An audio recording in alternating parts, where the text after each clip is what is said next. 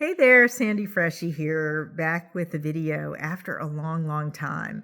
If you subscribed like 3 or 4 months ago and you've been waiting for a video, another video, I apologize. The reason I haven't been posting is because I'm in full-time graduate school, and as a Splenic Projector, I have to go where the energy is, and it's over there, back over there. That's the general direction of how I drive to school.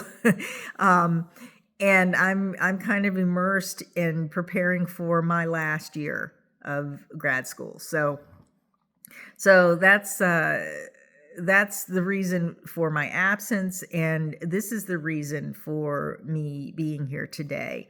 I have been wanting to share with you some things I'm observing in my own experiment about how, at least for me, invitations and recognition works. So if you're a projector and you're wondering about this, this video, and I'm going to have probably 2 more after this, will be for you. You will get something out of this, and I'll warn you ahead of time that I am designed to ramble, so this story may go in and out of several different rotations. So patience or skip ahead, whatever works best for you. All right, so this story is about how I got my spring semester of graduate school, this that I'm about to finish now, how I got it paid for, and a little bit about what other opportunities that is opening up for me. And then I'll continue in the next video with one of those opportunities. So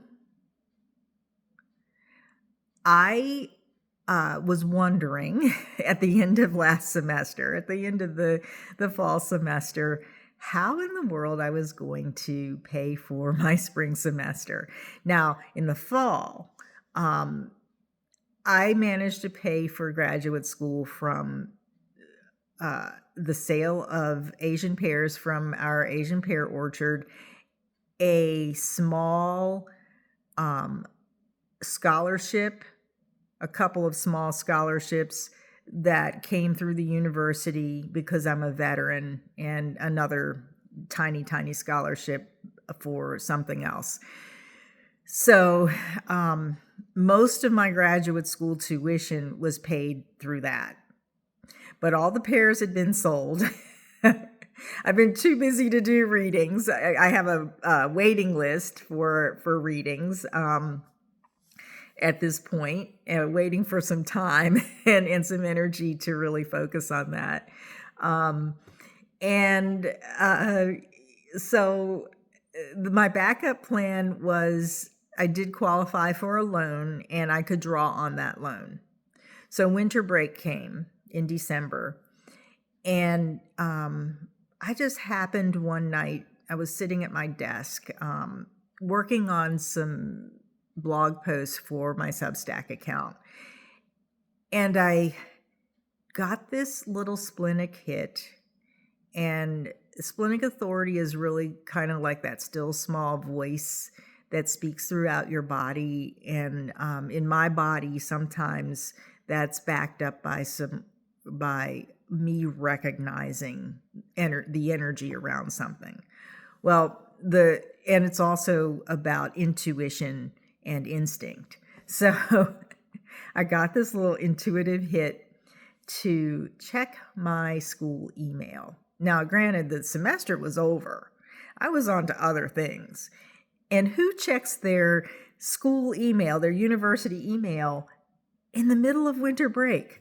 So before I had a chance to think about how strange that was, I opened up my university email, and there was an email in there announcing, or like it was a message about a new graduate assistantship position that had opened up within our department. Now, if you're not familiar with what graduate assistantships are, They are, in our university, they pay for your tuition and give you a monthly stipend in exchange for roughly 20 hours of work a week. And they're coveted by graduate students because that's how a lot of graduate students pay for their school. And you get to the advantage of really networking, of their career advantages to it as well if you're in the right position.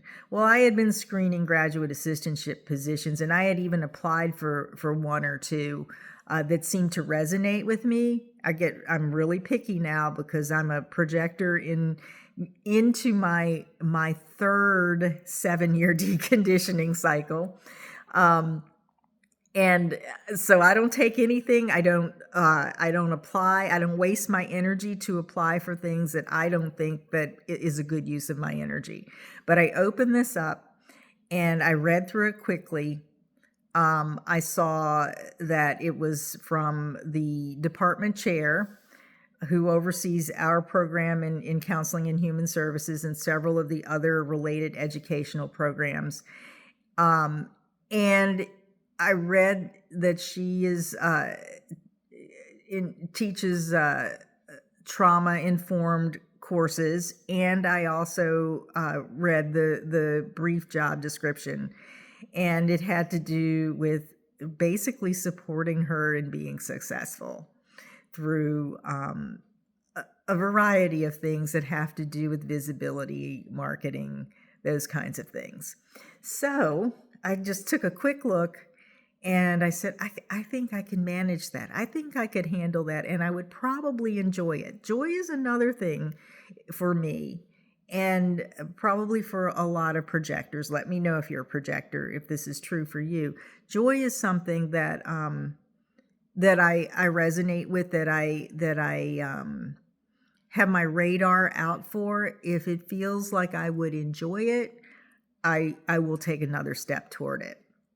So that night I took a few steps, and it was probably about 8 o'clock in the evening, but I sat for a couple of hours. I updated my resume, my cover letter, sent it out before I went to bed. And the next morning, our department chair had emailed me and asked me for an interview.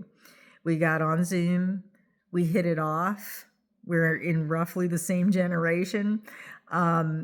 She told me what she wanted. I told her what I could offer, how I could help her, and I was hired on the spot. So now I have a little desk outside of her office in the middle of foot traffic.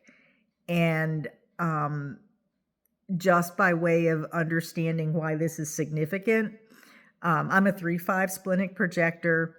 I also have, on that more advanced level of human design, my environment is narrow valleys. So this is a narrow valley environment where people are always coming through and exchanging information. And I'm right in the middle of it. And therefore, I'm privy to knowing a lot of things, some of which I wish I didn't know, but and getting information usually before it's disseminated to my classmates. So it's a really cool thing. I have my own desk. I have my own computer, brand new computer, and I have access to the department chair. But what's really rewarding about this is that she recognizes me for supporting her and helping her be successful. And the way that this has been most rewarding for me is in one of the projects that I helped her with, where she had to do a very important presentation. She was to the university about her academic career, and I was able to help her with that, guide her in a sense, by listening to her we're both very visual. So, having her photographs from her childhood and her family history and her life spread out on the conference table, with her notes about her life story. And as she's telling me that, I'm asking her questions, I'm taking notes. And then I took all of that back. I synthesized it into a PowerPoint while she pared down her pages and pages and pages of notes. And at one point, we synced up my PowerPoint with her notes of her speech. And then she went through it, and it was a thing of beauty. And it actually made people cry when she presented it. That was so rewarding to me, and I felt so seen for my ability or abilities to support her in being successful. And that's another point for projectors is, how we have that, those emotional themes of bitterness and success.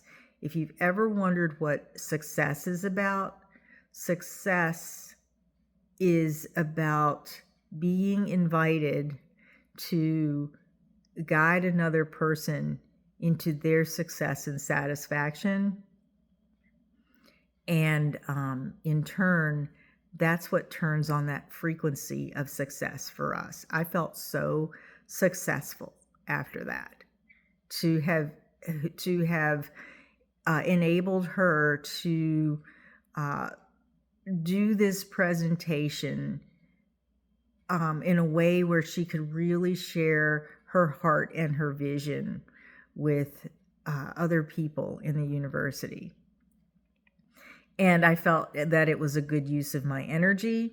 It was a good use of my visual talents, and a good use of my aura, because remember, projectors' auras go deeply into the G center, the identity center of another person.